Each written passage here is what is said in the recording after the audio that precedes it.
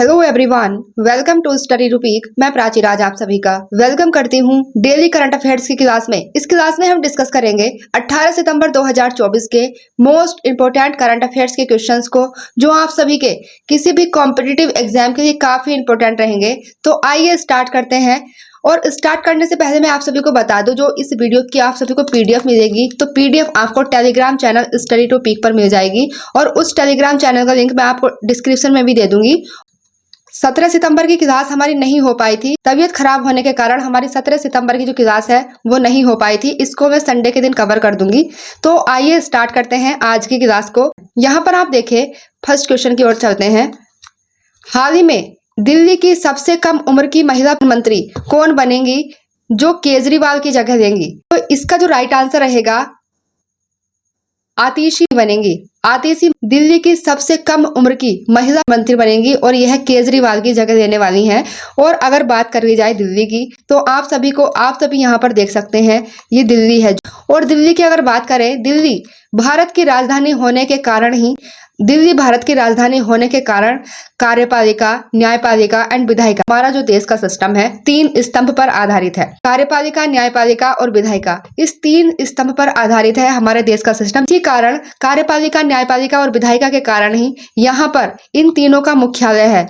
और दिल्ली को भारत की राजधानी बनाने की घोषणा 12 दिसंबर 1911 में की गई थी। 1911 में दिल्ली को भारत की राजधानी बनाने की घोषणा की जाती है। और बताऊं मैं, दिल्ली को आधिकारिक तौर पर जो भारत की राजधानी बनाया जाता है वो बनाया जाता है 13 सितंबर 1931 को दिल्ली को भारत की आधिकारिक राजधानी बनाने की बात की जाती है। और इस टाइम पर अगर बात की जाए, भारत में जो वायसरॉय थे तो वो इरविन था। इरविन आप सभी को पता है, गांधी जी और इरविन के बीच इरविन फैक्ट होता है 1991 में। तो उससे आप इसको रिलेट कर सकते हैं। 13 फरवरी 1931 को ही दिल्ली को आधिकारिक तौर पर राजधानी बनाया जाता है।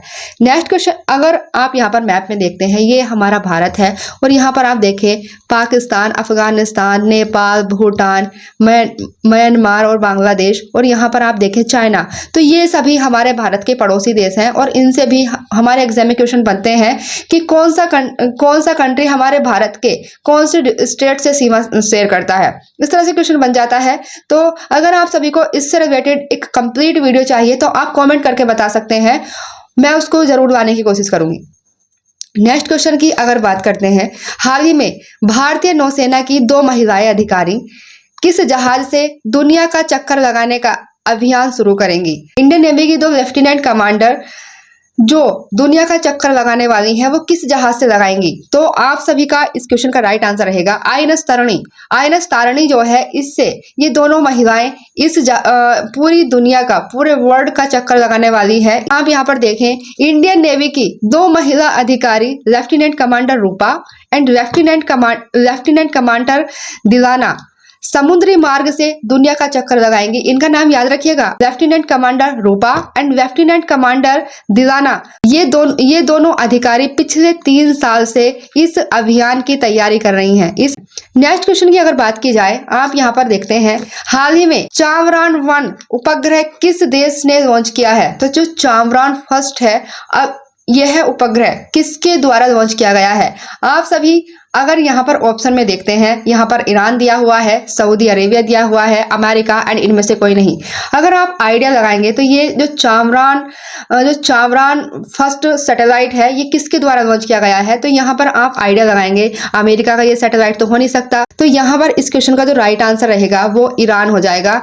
ईरान देश ने चांद्रयान-1 सैटेलाइट लॉन्च किया है। हाल ही में तूतीकोरिन इंटरनेशनल कंटेनर टर्मिनल का उद्घाटन मोदी जी ने कहां पर किया है? तो जो प्रधानमंत्री नरेंद्र मोदी जी के द्वारा ये तूतीकोरिन इंटरनेशनल कंटेनर टर्मिनल का उद्घाटन किया गया है।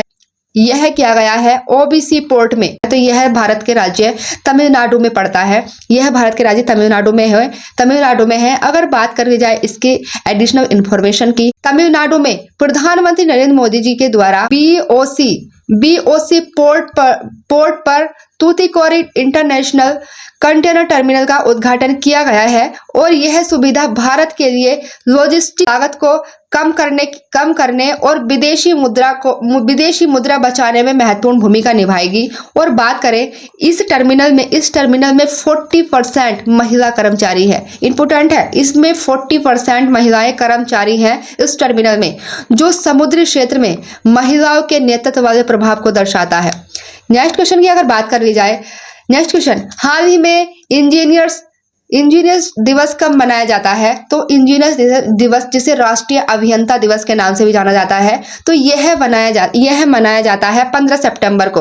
15 सितंबर को राष्ट्रीय इंजीनियर या राष्ट्रीय अभियंता दिवस के रूप में मनाते हैं। दूसरैया की जयंती पर मनाया जाता है राष्ट्रीय अभियंता दिवस, और यह दिन किसी भी देश के विकास में विद्वानों के योगदान को दर्शाता है। नेक्स्ट अगर बात करी जाए इस महत्वपूर्ण डेज की, तो यहाँ पर आप देखिए ये डेट लिखी हुई है और यहाँ पर डेज लिखे हुए हैं। तो 1 सितंबर को मनाया गया है इंडियन पोस्ट पेमेंट बैंक का 7वां स्थापना दिवस मनाया गया है। 2 सितंबर को मनाया जाता है विश्व नारियल दिवस, काफी इंपॉर्टेंट है। 3 सितंबर को गगनचुंबी इमारत दिवस मनाया जाता है। एंड नेक्स्ट बात करूं, 5 सितंबर को मनाया जाता है अंतर्राष्ट्रीय चैरिटी दिवस, अर्थात अंतर्राष्ट्रीय दान दिवस मनाया जाता है 5 सितंबर को। नेक्स्ट 6 सितंबर को मनाते हैं राष्ट्रीय पुस्तक वाचन दिवस 6 सितंबर को। एंड बात करें 7 की, तो 7 सितंबर को अंतर्राष्ट्रीय गिद्ध दिवस मनाया जाता है, काफी इंपॉर्टेंट है। जिस पर मैं इंपॉर्टेंट लगाती हूँ उसको तो आप जरूर ही याद रखा कीजिए। 8 सितंबर को मनाया जाता है अंतर्राष्ट्रीय साक्षरता दिवस, ये और अंतर्राष्ट्रीय साक्षरता दिवस भी काफी इंपॉर्टेंट है। और यहाँ पर 5 सितंबर को अंतर्राष्ट्रीय चैरिटी अर्थात इंटरनेशनल दान दिवस के साथ साथ मनाया जाता है भारत में शिक्षक दिवस। नेक्स्ट अब बात करते हैं 10 सितंबर की, तो इसमें मनाया जाता है विश्व आत्महत्या रोकथाम दिवस। नेक्स्ट बात करते हैं 11 सितंबर की, तो 11 सितंबर को मनाया जाता है राष्ट्रीय वन शहीद। और 13 सितंबर को मनाते हैं सेप्सिस दिवस। सेप्सिस दिवस मनाया जाता है। सेप्सिस एक जानलेवा बीमारी है, उसकी जागरूकता फैलाने के लिए दिवस मनाया जाता है। एंड 14 सितंबर को मनाया जाता है राष्ट्रीय हिंदी दिवस। तो यहाँ से राष्ट्रीय हिंदी दिवस काफी इंपॉर्टेंट है। नेक्स्ट क्वेश्चन की ओर आते हैं। नेक्स्ट क्वेश्चन, हाल ही में चक्रवाती तूफान बेम्बिका ने किस देश को सबसे ज्यादा प्रभावित किया है? तो बेम्बिका जो चक्रवाती तूफान है, एक चक्रवाती तूफान है बेम्बिका, नाम याद रखिएगा क्योंकि नाम से भी कई बार क्वेश्चन बन जाते हैं। तो यह जो सबसे ज्यादा प्रभावित किया है यह फिलीपींस को किया है। फिलीपींस, ये वही फिलीपींस है जिसको चाइना जिसके साथ चाइना दक्षिण चीन सागर को लेकर विवाद करता रहता है। चाइना से जब हम थोड़ा नीचे बढ़ते हैं तो साउथ चाइना सी पड़ता है, और साउथ चाइना सी में ही है फिलीपींस कंट्री। फिलीपींस हमारे लिए इंपॉर्टेंट है क्योंकि अभी फिलीपींस कॉम्पिटिटिव एग्जाम की तैयारी करने वाले स्टूडेंट्स के लिए इसलिए इंपॉर्टेंट हो जाता है क्योंकि हाल ही में अभी हमने फिलीपींस को ब्रह्मोस मिसाइल दिए थे, इसने फिलीपींस की काफी मदद की है साउथ चाइना सी में चाइना के प्रभाव को कम करने के लिए। तो यहाँ पर जो फिलीपींस है, अगर बात करी जाए फिलीपींस की जो राजधानी है वो मनीला है। फिलीपींस की मुद्रा पेसो है। एशियाई विकास बैंक तो जो इसकी स्थापना होती है 1996 में होती है और इसका हेडक्वार्टर्स मनीला में ही बनाया जाता है। इसकी कैपिटल एंड मुद्रा भी याद रखिएगा। नेक्स्ट क्वेश्चन की ओर आते हैं। हाल ही में हिजाब पर किस देश ने प्रतिबंध लगाया है? इस क्वेश्चन का जो राइट आंसर रहेगा वो ताजिकिस्तान रहेगा। नेक्स्ट क्वेश्चन याद रखिएगा, काफी इंपॉर्टेंट है।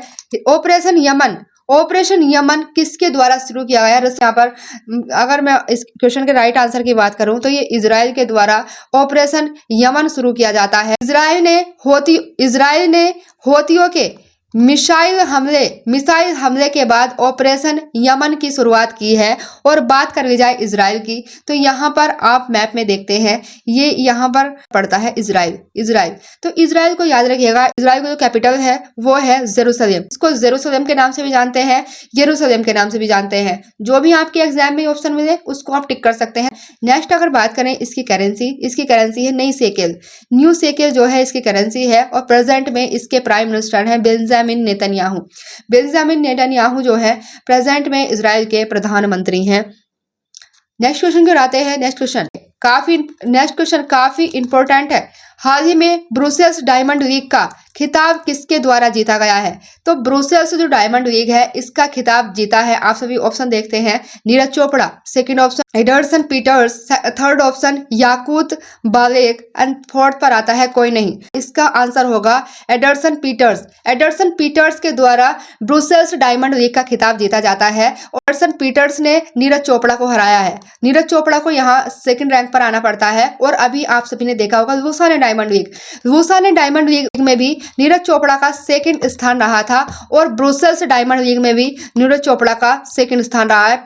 नेक्स्ट क्वेश्चन की अगर बात करते हैं, ऑपरेशन सद्भावना का संबंध किस देश से है? इसका संबंध जो है इंडिया से है। ऑपरेशन सद्भावना इंडिया के द्वारा शुरू किया जाता है। तो ये हमने देखे 18 सितंबर के मोस्ट इंपोर्टेंट करंट अफेयर्स के क्वेश्चंस जो आप सभी के लिए काफी इंपोर्टेंट है किसी भी एग्जाम के लिए। अब हम कर लेते हैं पिछली क्लास का रिवीजन। आइए देखते हैं। तो आप यहाँ पर रिवीजन का फर्स्ट क्वेश्चन देखते हैं। रिवीजन का फर्स्ट क्वेश्चन देखते हैं। रिवीजन के फर्स्ट क्वेश्चन की आते हैं, हाल ही में इंटरनेशनल एमी अवार्ड्स की मेजबानी करने वाले पहले भारतीय कौन बने हैं? तो यह इंटरनेशनल जो एमी अवार्ड्स है इसकी मेजबानी करने वाले पहले भारतीय वीरदास बने हैं। पहले हैं, इसलिए इंपॉर्टेंट है हमारे लिए। नेक्स्ट बात करते हैं, हाल ही में किसके द्वारा भारत में यूपीआई भुगतान की सीमा 1 लाख से बढ़ाकर 5 लाख कर दी गई है? 1 लाख से 5 लाख जो बढ़ाकर की गई है एनपीसीआई के द्वारा की गई है। एनपीसीआई आप सभी जरा कमेंट करके बताना एनपीसीआई की फुल फॉर्म क्या है। नेक्स्ट क्वेश्चन की बात करते हैं, हाल ही में एशियाई क्रिकेट परिषद महिला अंडर 19 एशिया कप कहां पर शुभारंभ हुआ है? तो मलेशिया में हुआ है। मलेशिया जिसकी राजधानी कुआलालंपुर है। नेक्स्ट बात करते हैं, हाल ही में विश्व सेप्सिस दिवस कब मनाया गया है? तो विश्व सेप्सिस दिवस जो मनाया गया है वो 13 सितंबर को मनाया गया है। नेक्स्ट क्वेश्चन की बात कर लेते हैं, हाल ही में वन्यज संजीव सुवर्णा ने 30 से अधिक देशों में प्रदर्शन किया। इनका संबंध किस शास्त्रीय नृत्य से है?